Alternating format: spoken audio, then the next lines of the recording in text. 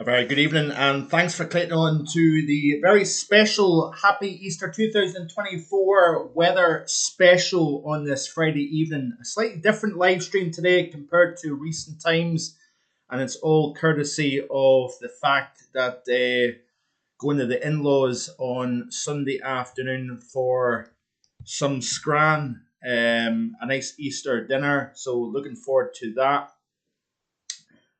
As per usual, let me know if you can hear me all right. I hope everything is all good wherever you are on this fine evening on Good Friday. Have you got any plans for the weekend? Are you working? Are you off? Let me know in the comment section below the live stream. So we'll obviously look through the live chat, give you a shout out, try and attempt to answer a couple of questions as well.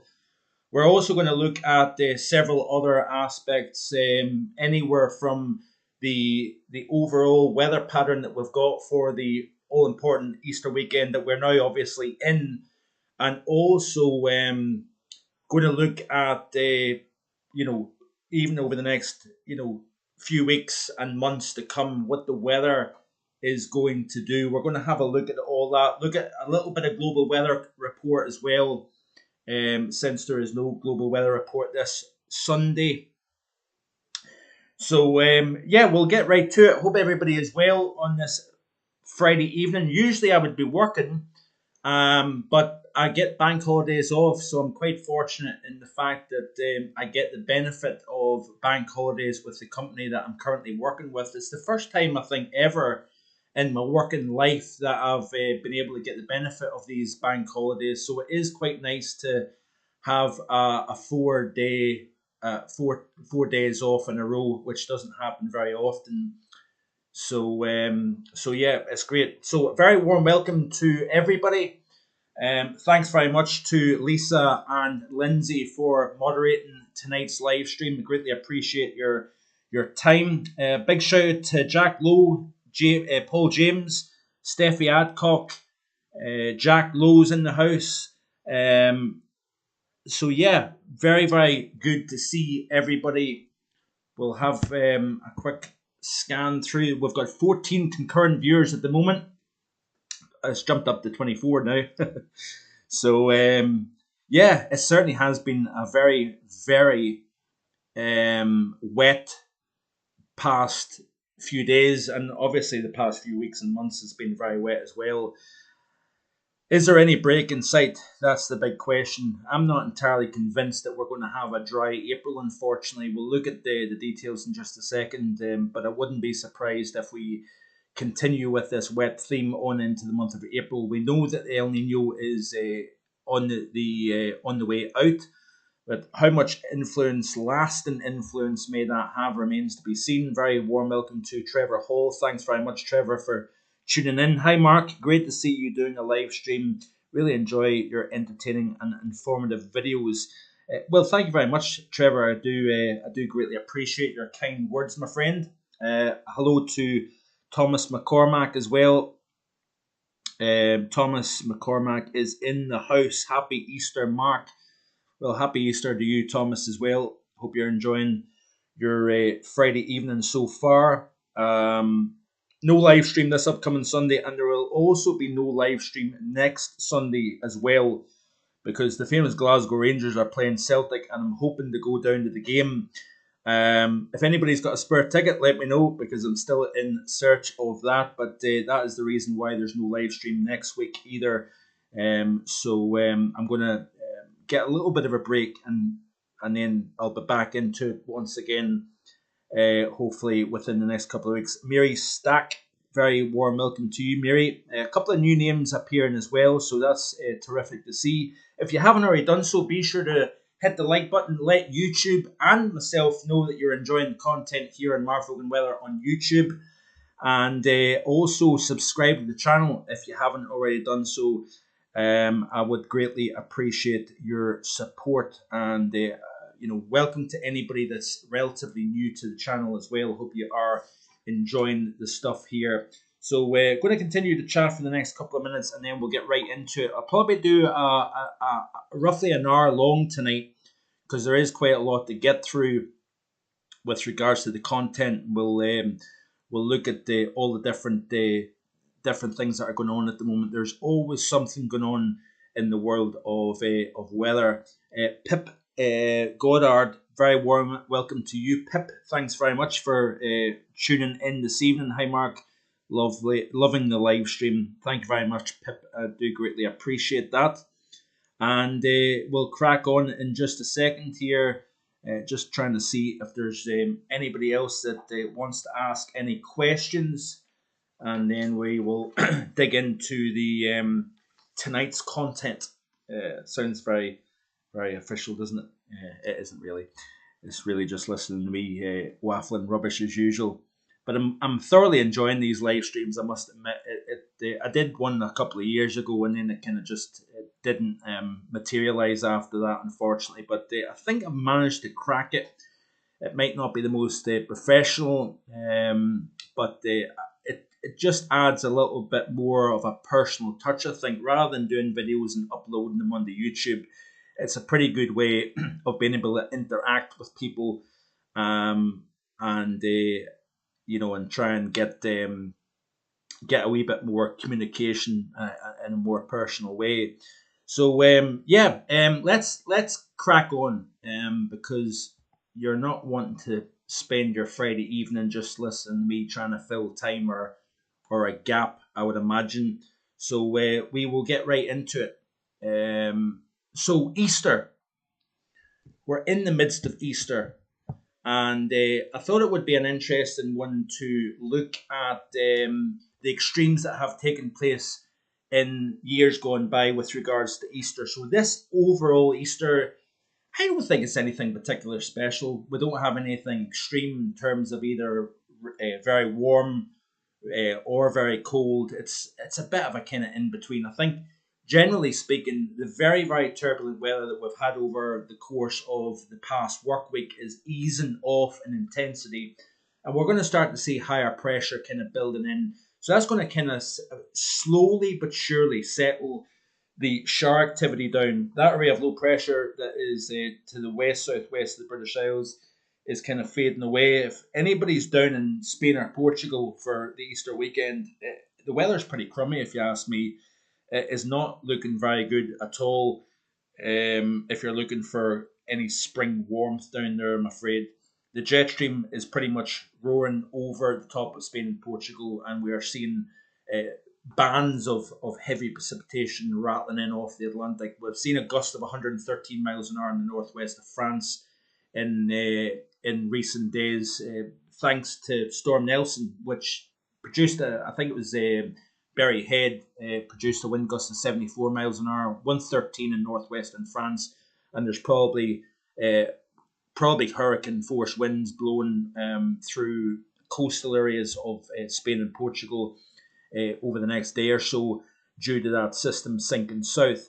But Easter 2010, so this is a tweet off the BBC channel, and it shows here Easter 2010, 36 centimetres of lying snow on the ground at Strathdurn in the Highlands. So that is I believe this is the greatest snow depth during Easter of 2010 and the greatest snow depth in recorded history. I think that is the case. Now, there is an interesting tweet here by Stevie in the feed that says, on this day in 1901, Braemar froze in minus 17.2 Celsius, while outside the UHI of London in Santon Downham in Norfolk, it was 25 Celsius in 1968. Now, obviously, Easter can fluctuate. This is quite an early Easter, late March, but you can also have Easter at the end of April. So you can really have like Easter 2010, where you've got widespread snow and cold temperatures, or you could have 29 Celsius, as you'll see in just a second. Easter of 2016, seeing a wind gust of 106 miles per hour on the Isle of Wight, which I'm presuming that is Needles Point, and that was back in 2016. That's probably the windiest Easter on record. Easter 2013 was in fact the coldest Easter on record. Temperature dropped to minus 12.5 Celsius at Braemar. And then Easter 1949, we had the hottest on record when Camden Square in central London hit 29.4 Celsius.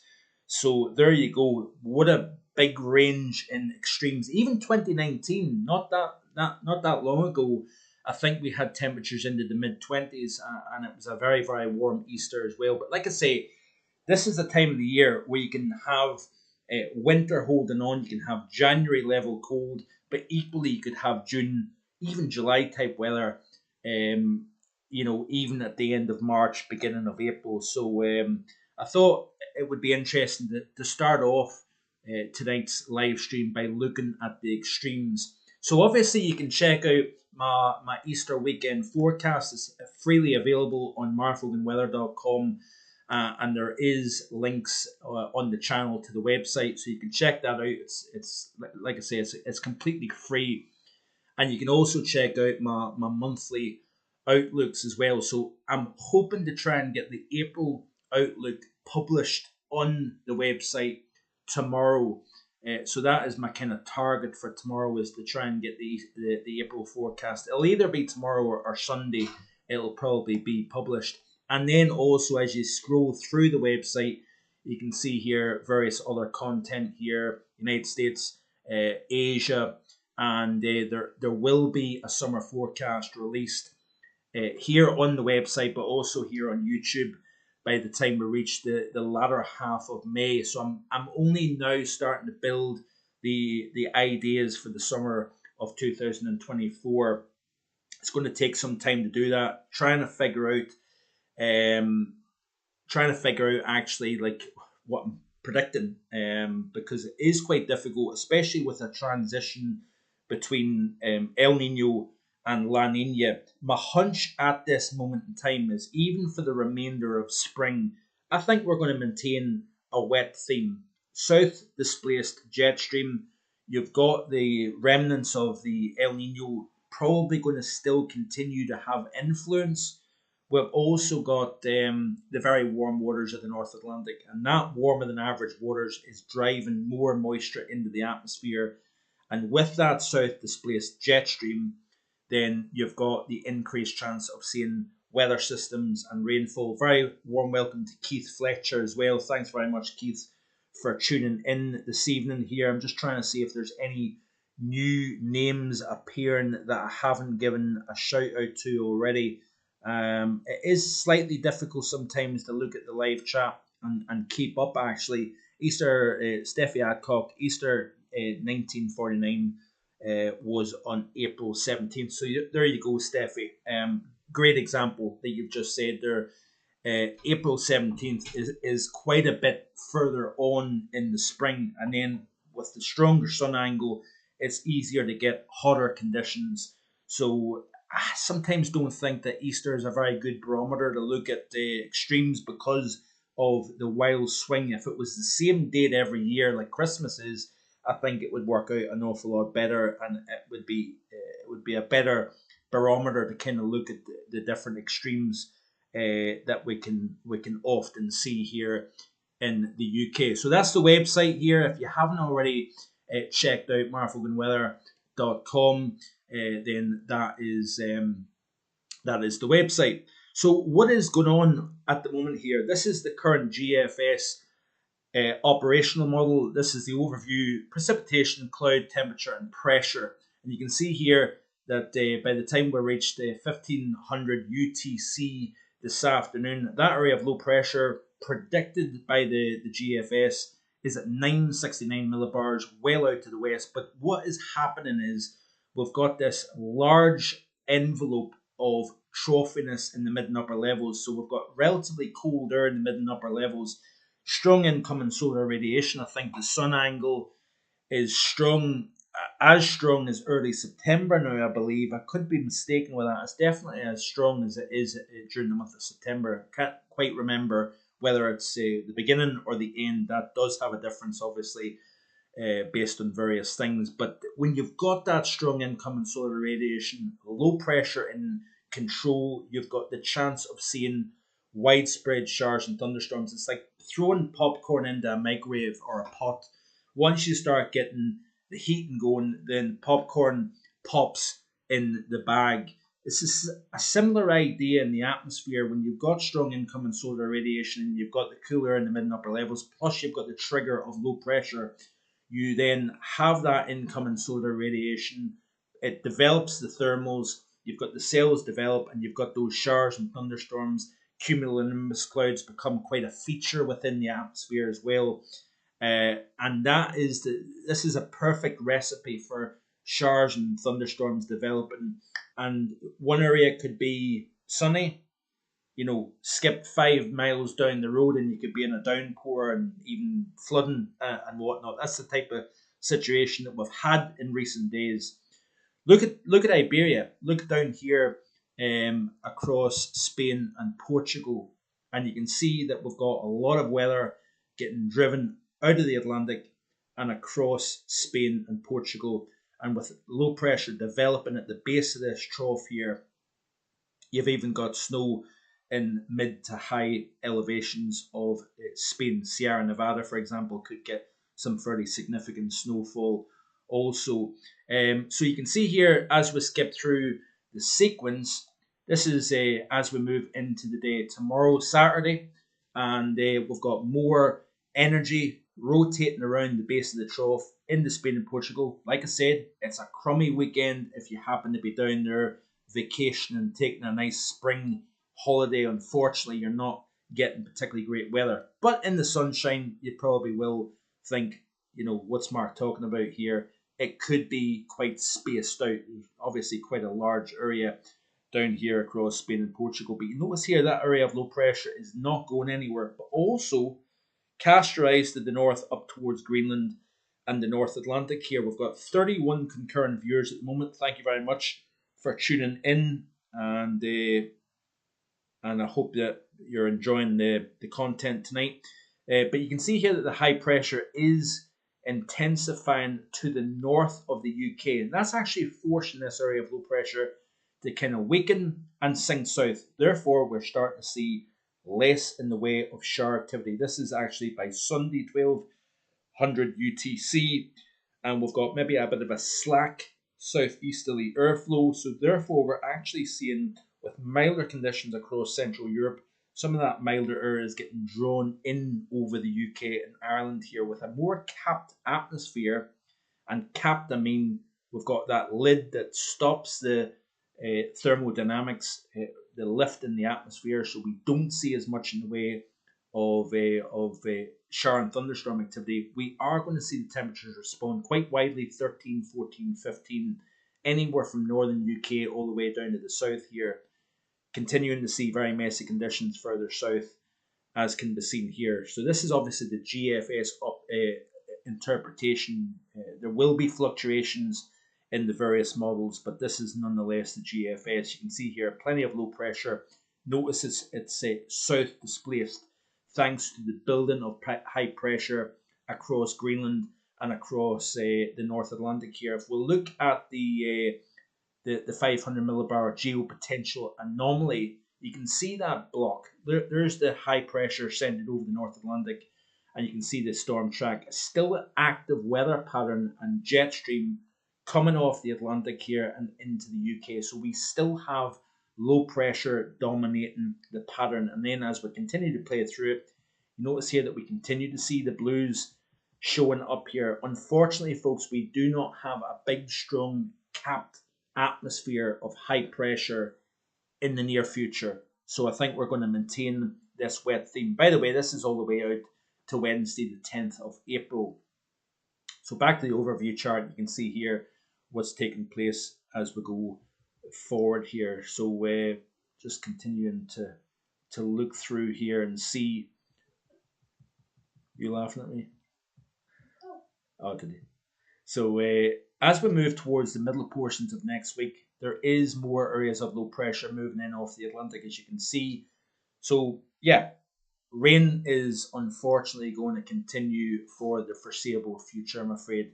This is the high temperatures, probably very difficult to see actually. I apologise for that. I'll try and blow up actually make it a little bit easier. But these were the daytime highs today over the mainland of Europe.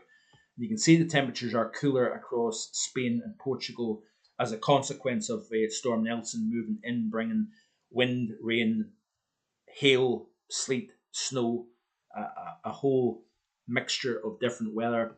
Mild conditions across the heart of Europe, but actually over Eastern Europe, as cold air descends over the western side of the continent, we've got warmer ascending coming out of Africa across the Mediterranean and up into the eastern side of the continent here. So we've got quite a contrast here between cool in the west and warm in the east. These are the current temperatures, by the way, at the time of recording.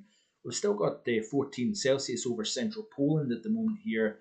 We've got the low single figures now starting to ascend over the northern half of the UK as the atmosphere becomes more high pressure dominated here. So we do get this break in weather, but under clear skies and light winds, we are going to see probably a frost, especially away from urban centres over the next several nights here. So cool by night and then reasonably warm by daytime. Now, the month of March and even into the early portions of April, you can get big diurnal swings, difference between nighttime and afternoon temperatures. We've not really seen that so much in recent times, and the reason why we've not seen much is because low pressure has been the dominant player. More in the way of cloud, more in the way of wind. You don't get those big swings between day and night.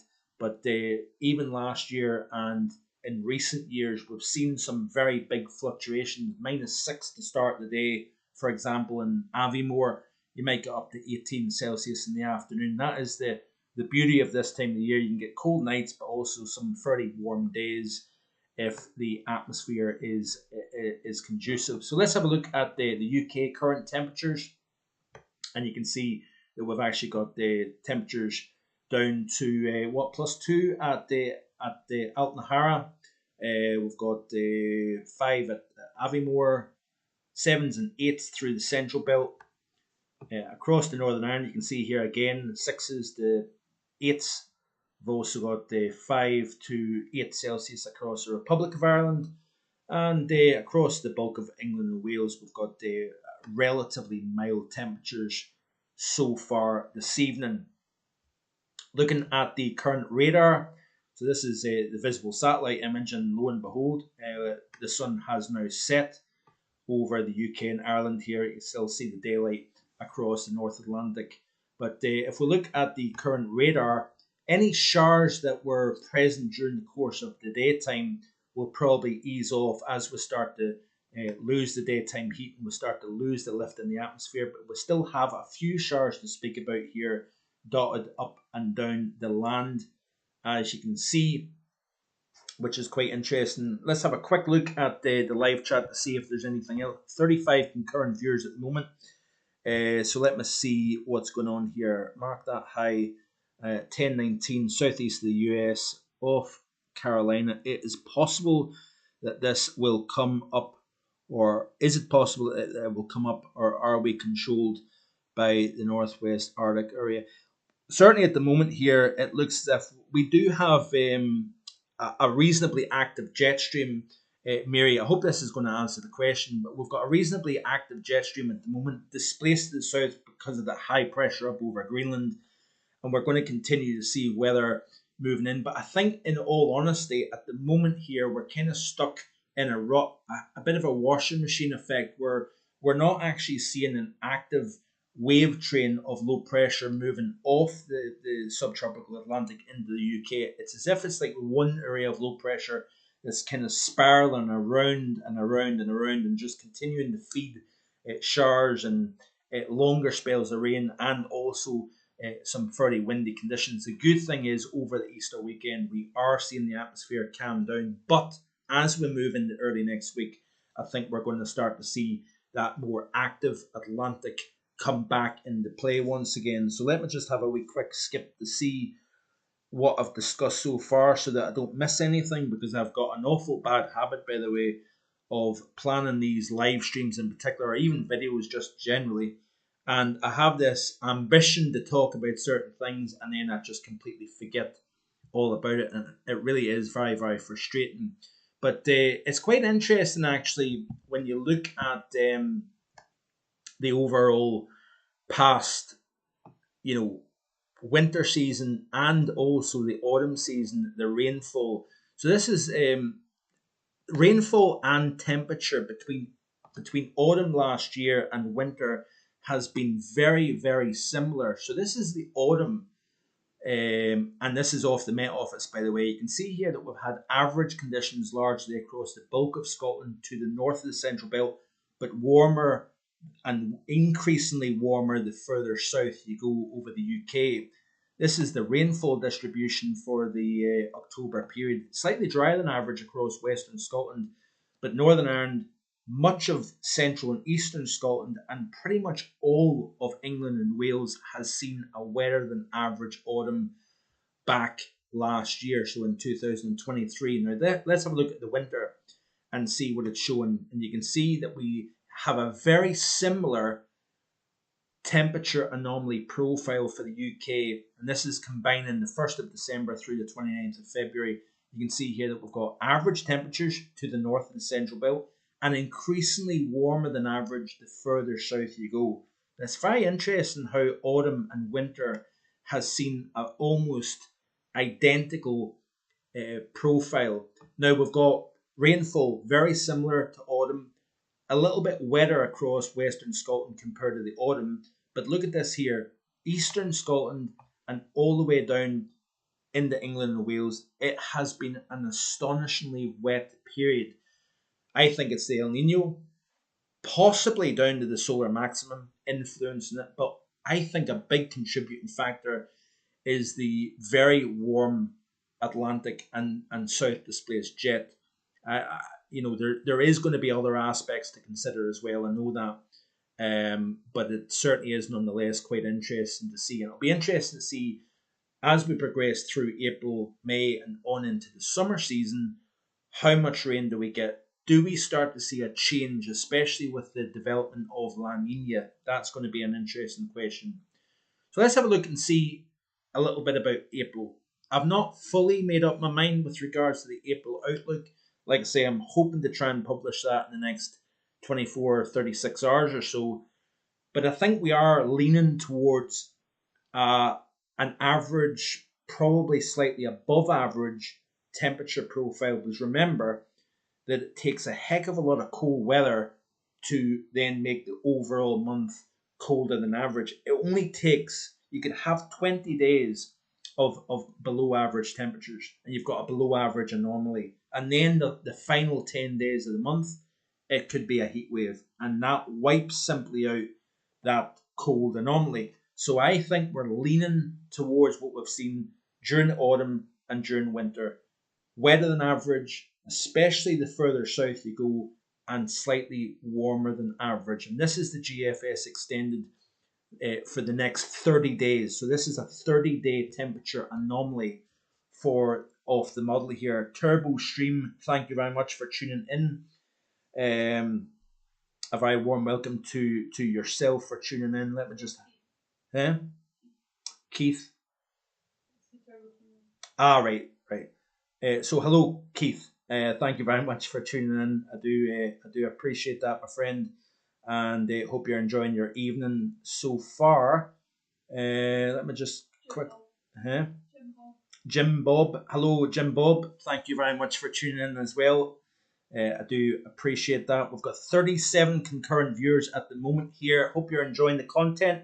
If you haven't already done so, be sure to hit that like button. And if you are also enjoying the content, be sure to subscribe to the channel as well. I would greatly appreciate that. So this is the temperature anomaly for the next 30 days of the GFS extended. This is the precipitation anomaly for the next 30 days. Wetter than average. So it's actually the first time I've seen this chart, by the way. But that is rather ominous looking. Look at the amount of rain, considering the amount of rain that we've got in the ground at the moment. That is a very ominous looking April coming up if this model has any sort of merit. Looking at the surface pressure anomaly for the same period, and you can see here that we are firmly stuck under low pressure. Now, if we look at the bigger picture here, this is the equatorial view, And you can see for the next 30 days, we've got a firmly negative North Atlantic oscillation here. South displaced jet stream, as you can see. So really, it looks as if April is going to continue on what we've seen autumn and through the overall winter season here. So yeah, very interesting stuff, I think. This is the current global sea surface temperature anomaly, and you can see that we've actually had a very, very slight decrease in temperature anomaly for the global ocean surface in recent times. So this is from the beginning of 2024. We had a peak of a half a degree above average. It's dropped off, but it's very, very slight. You're only talking, I don't know how you would describe it, but basically it went from 0.5 above to 0.4 above the average here. So we're not really seeing any major increase in sea surface temperature anomaly. This is the past 7 days, and you can see generally we've got a slight cooling trend. We've got warming in some areas, for example, north of Australia, around Indonesia, up into the South China Sea. You can see warming taking place, but we've got cooling western side of the Indian Ocean, a bit of a mixture between cooling and warming over the Pacific. You could argue that the Atlantic is actually cooling off slightly more than warming over the last 7 days here. And this is going to be the key areas to watch, by the way. The central portions of the Atlantic here, the areas that is home to tropical development here. So we're going to be looking at the warm sea surface temperatures through the tropics and subtropical Atlantic here. We've got slightly, let's get back to the right chart, it would certainly help. This is the current sea surface temperatures. That would make sense to show you that, wouldn't it? We are seeing this blob of strong cooling right up against the South American coast. If you can see here, I've blown up the chart a little bit more. We do have a little bit of warming taking place off the South America coast out over the Pacific.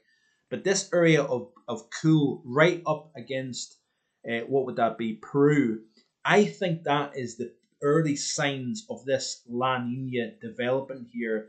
And like I've already said, how quickly will the atmosphere respond? Will be seen with the El Nino. It took quite some time for the SOI to drop. Therefore, it indicated the response from ocean into the atmosphere. And that is critical, by the way. You can have very warm sea surface temperatures like we've seen back in the latter half of autumn, early winter, but the atmosphere may not respond right away. And that's very, very important to see. See, Joyce is on the chat as well. Thanks, Joyce. Happens to be my mum, so thank you, mum, for taking the time out to check out the live stream this evening. Hope you're enjoying the content. But you can see here that we've got this cooling taking place over the central North Atlantic.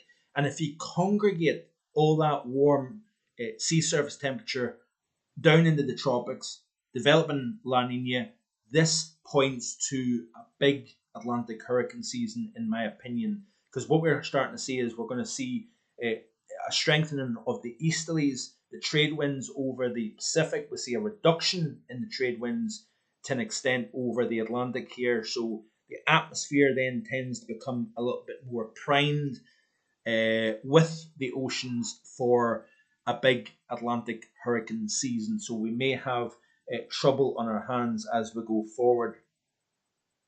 Steffi Adcock says, agree, that does look like La Nina and correlates with the Enzo graphs too. So yeah, certainly in my opinion anyway, now I'm not an expert on this by any stretch, but there's pretty much very good cross-model agreement that we are going to see La Nina developing, and we'll look at what the latest run of the CFSV2 is suggesting just now in a second here. So this is the latest CFSV2, and this is for the month of April, and you can see how those waters are starting to cool off more, and it's showing that westward growth of that cold pool starting off against the South American coast. Look at the Atlantic here, so we need to keep our eyes closely fixed in this. There, as we move into the month of May, there's the La Nina developing here. We've got that very, very warm central and western Pacific. We've got this growing cool pool extending out from South America. Look at how warm the Indian Ocean is supposedly going to be. Mediterranean, Baltic Sea, North Sea. This is the only slight problem that you've got is the CFSV2 can go a little bit berserk in terms of warming. We need to obviously take some of this with a grain of salt. But look at this here. As we move into the month of June, look at how quickly the model indicates the growth of La Nina. And we'll look at this further down the road with regards to what response this sea surface temperature profile may or may not have on the Madden-Julian oscillation as well. Even as we go into the month of June, July, and August, if we can start to get the blow up of thunderstorms and MJO phase 4 and 5, for example, which is enhanced convection over Australia, Indonesia, into parts of Southeastern Asia, that can sometimes promote, by the way, a strengthening of high pressure over Europe and also hot conditions. So a phase 4 and 5 during the summertime as well as in the wintertime can lead to warmer than average temperatures over the continent of Europe. So this is a thing that I'm also looking at with regards to the summer, but also looking down the road at winter as well, because I wouldn't be surprised if we have this continuation of La Nina increasing in strength. This is by the time we reach August. Look at how strong this La Nina has become. Very warm over the North Atlantic, as you can see here, but very warm also over the maritime continent here. That would tend to promote sinking over the central and eastern Pacific, upward motion over the West Pacific, over Southeast Asia and Northern Australia here. And that can lead to warmer than average temperatures, by the way, as we move into the winter season. So again, that's another story for another day here. Paul James says North Atlantic still very, very warm.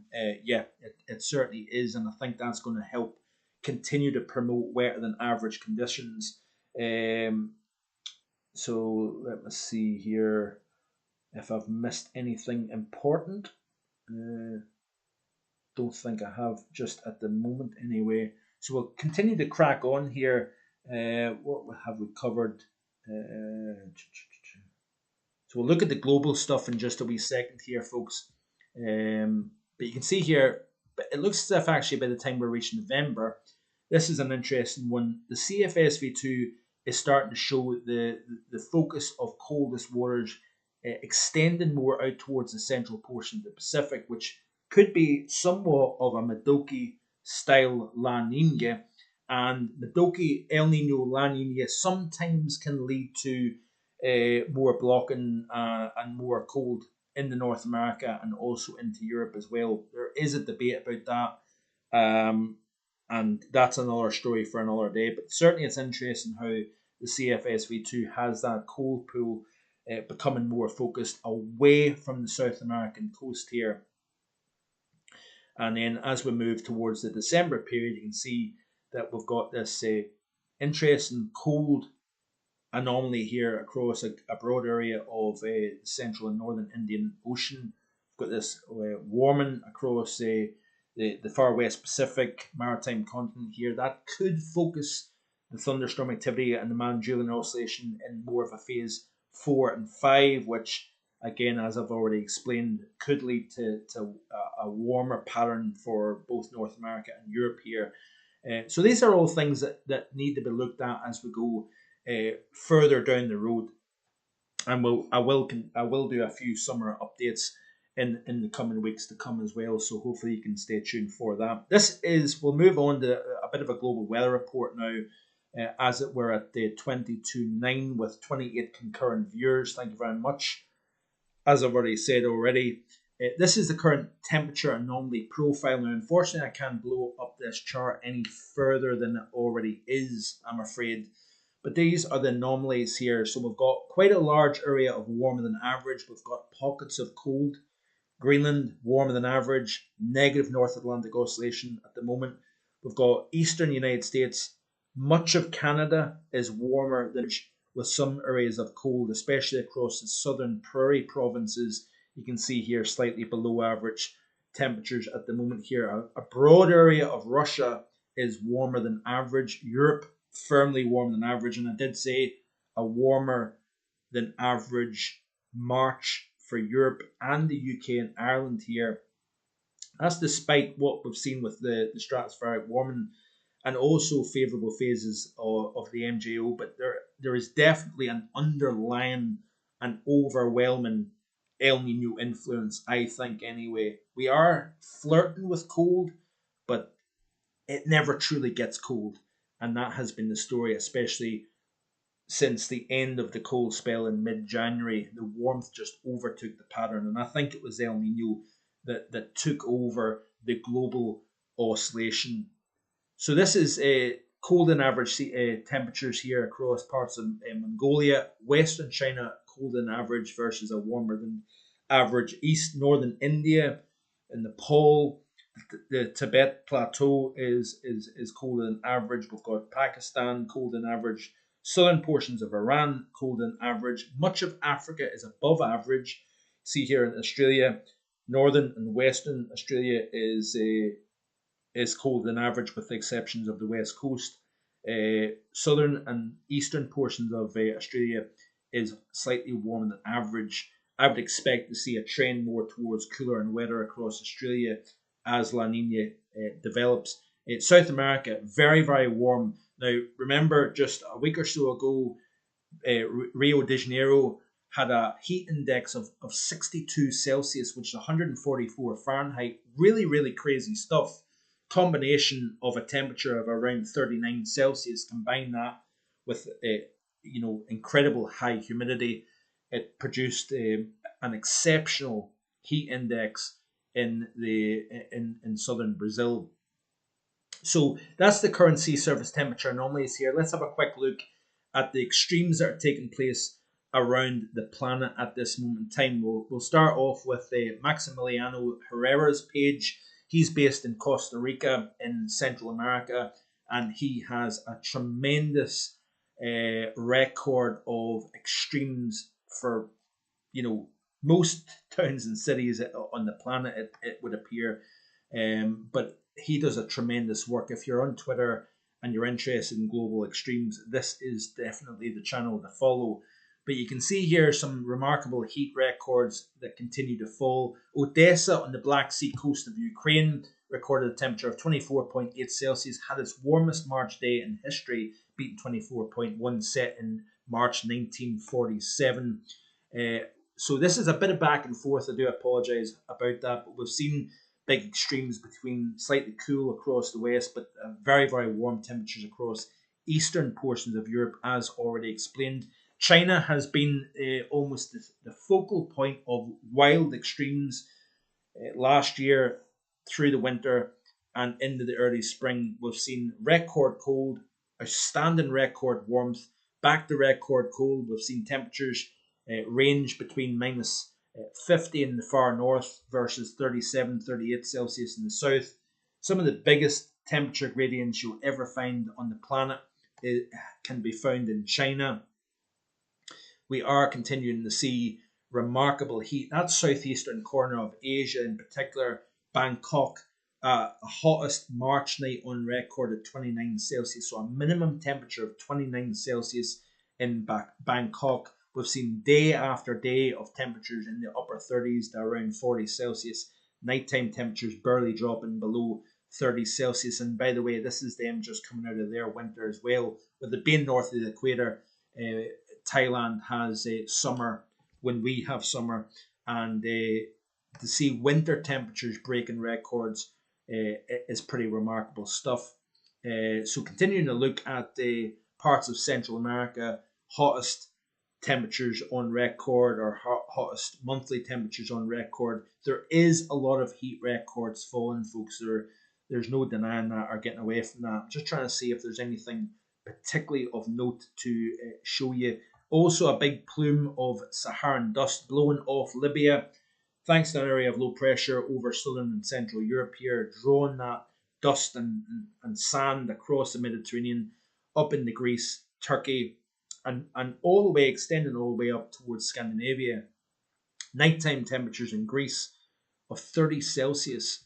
Bear in mind, we're not even in the summer yet, and we're talking about nighttime temperatures in Greece of 30 Celsius. So pretty bonkers stuff, if you ask me. Let's have a look and see what Thierry Goose is showing here with regards to. By the way, I meant to say this in last week's live stream that we had Japan has seen, month after month of monthly heat records falling. Really seems like my wife and I, Lindsay, visited Tokyo back in November last year, and we actually arrived on Tokyo's hottest November day on record. Since then, it feels like there's been many stations on Honshu and on the main island of Japan that has recorded all-time monthly records continuously since last summer all the way through the winter. I think Tokyo had its second warmest winter on record. But what's interesting is that Tokyo and much of central Japan is seeing some of the latest blooms, cherry blossom, in a few decades. And the reason why is they've just had a cold spell. So despite having the second warmest winter, they've had cold, and that's delayed the development of the cherry blossom across many areas of Japan. There's also been record late snowfall, record cold temperatures in the last week to 10 days in Japan. The exceptional fluctuation between warm and cold has been pretty crazy, actually, in recent times. Warm temperatures across parts of Canada, British Columbia, and Alberta, seeing temperatures into the low, even mid-20s in recent days here, as seen here by Thierry Goose is tweets here. So yeah, I don't know if there's an awful lot else showing up. Want to finally talk about the solar maximum. Now, we're in a solar maximum. This is not a subject that I'm particularly clued up on. I do have a few contacts, including Lisa, that is the moderator. She knows a little bit more than I do about the solar cycle. But we're in a solar maximum, so we've got a lot of activity going on the face of the sun at the moment. Lots of sunspots, and we're on the cusp of a new solar maximum, and then we will eventually start to drop off and head towards solar minimum. And the sun goes through 11 and a rough 11-year cycle of minimum, maximum back to minimum once again over a 30-year period. Now, when we're seeing these strong flares going off, we did see a big CME or coronal mass ejection go off back, I think it was the weekend just gone, and you typically tend to find that when these CMEs and flares come off the face of the sun, you're increasing the chance of seeing the aurora borealis or the northern lights. And there has been a steady increase in aurora sightings. Now, talked about that trip to Japan last year with Lindsay and I.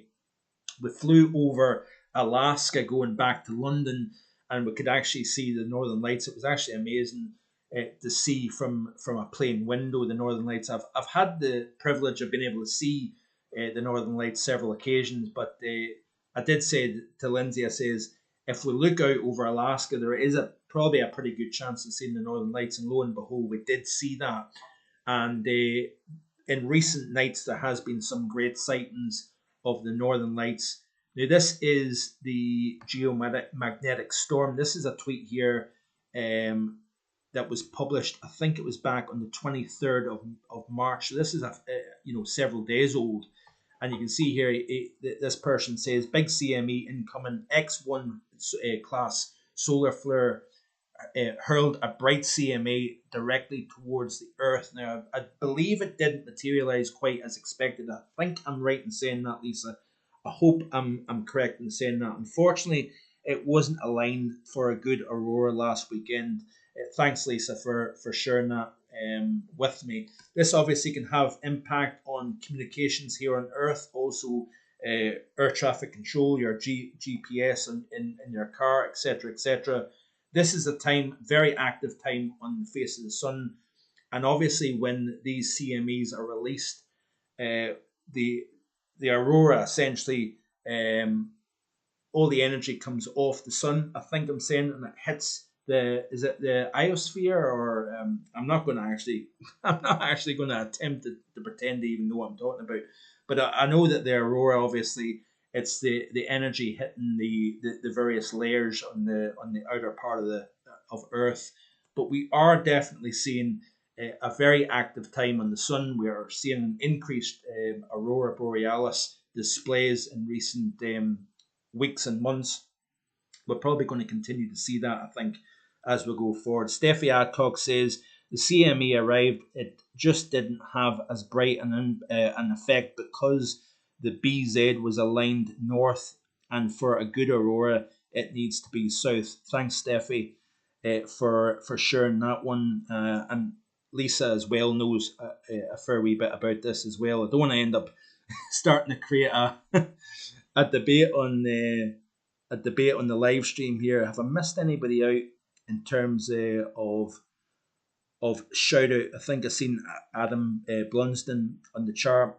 Luke Edwards as well. Thank you very much, Luke, for tuning in. We've still got 35 current viewers at the moment here. We are approaching the end of the live stream in the next 5 to 10 minutes or so, because I'm very, very conscious that I'm wanting to stick to that 1 hour window. See, that's fab. I think this is in reference to the sight of the aurora. That's fabulous, Mark. A dream for me to see them from a plane. Have you seen them from a plane? I'm assuming not, Lisa, based on what you've just said. I've actually seen them twice from a plane. I was flying back from Chicago to Amsterdam years ago, and it was over Greenland that I got the chance to see them as well. So yeah, very, very fortunate. Turbo Stream says I got the sky a few times. Oh no, sorry. I'm realizing that this is just a conversation on the live chat. Yes, Martha Weather. The aurora is in the ionosphere. I couldn't remember the exact pronunciation of that. And they are enhanced around the equinox. Yeah, that was another thing I was actually wanting to talk about as well, because I think the equinox definitely has an added boost of seeing it from what I've read.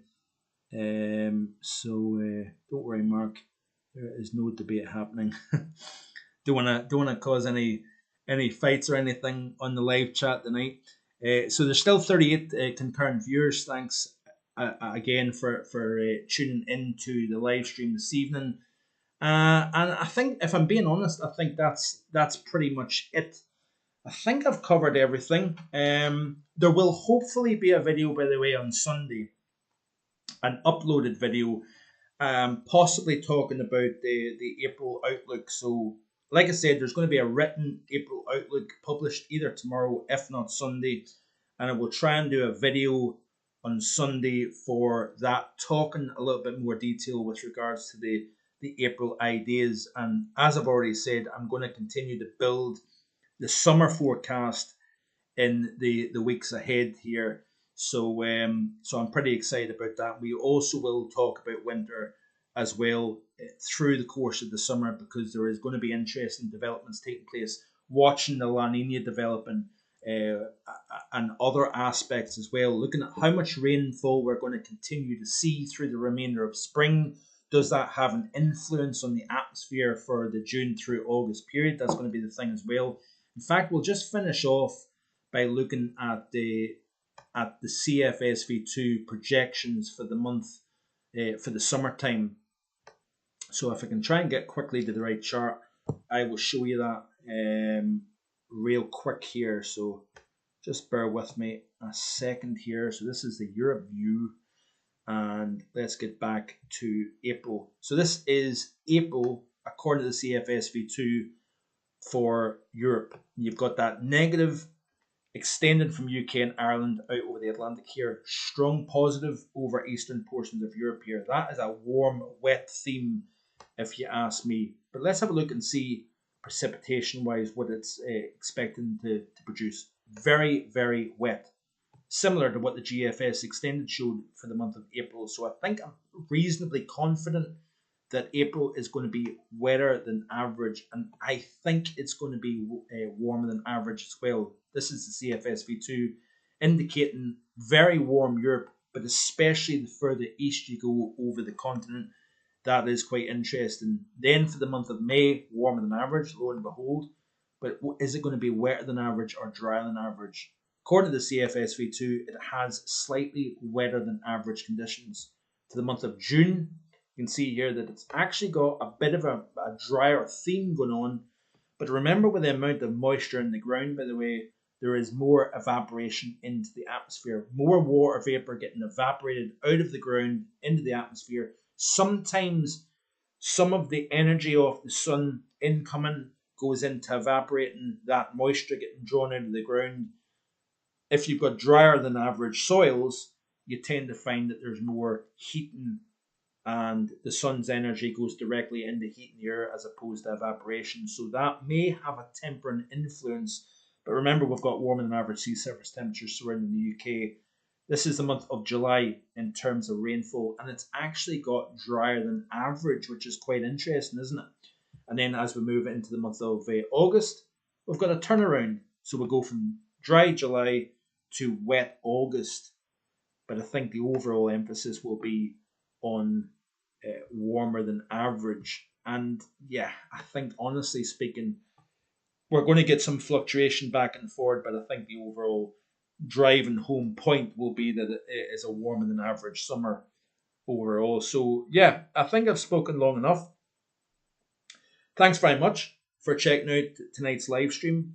Let me know in the comments below, have you enjoyed the live stream? Are you enjoying the Sunday afternoon live stream? That is becoming a mainstay now. That's part of the schedule here on the channel, that every Sunday afternoon at 4 p.m, providing there's no, I'm not doing anything, there will be a live stream every Sunday afternoon. And obviously Monday to Friday there is a European Outlook. I'm taking Saturday off now because the schedule changes slightly from winter towards the summer season, so I'm sure you'll appreciate that. But remember to hit that subscribe button if you're interested in knowing and understanding more about the big, broad picture of weather, rather than it just being about, is it going to be wet, sunny, warm, cold here in the UK and Ireland? Why do we get a certain type of weather pattern? I try to look at some of the big drivers that they contribute to our weather: Madden-Julian oscillation, El Nino, La Niña, etc., etc. That is the goal, and that is the challenge that I give myself here on the channel, to try and differentiate between other things. So it's trying to provide unique, accurate weather content from a different perspective to other places. So yeah, I think I've spoken long enough. Thanks very much for watching. Hope you enjoyed the rest of your Good Friday evening. Enjoy the weekend, and I'll see you hopefully on Sunday with more. Bye for now.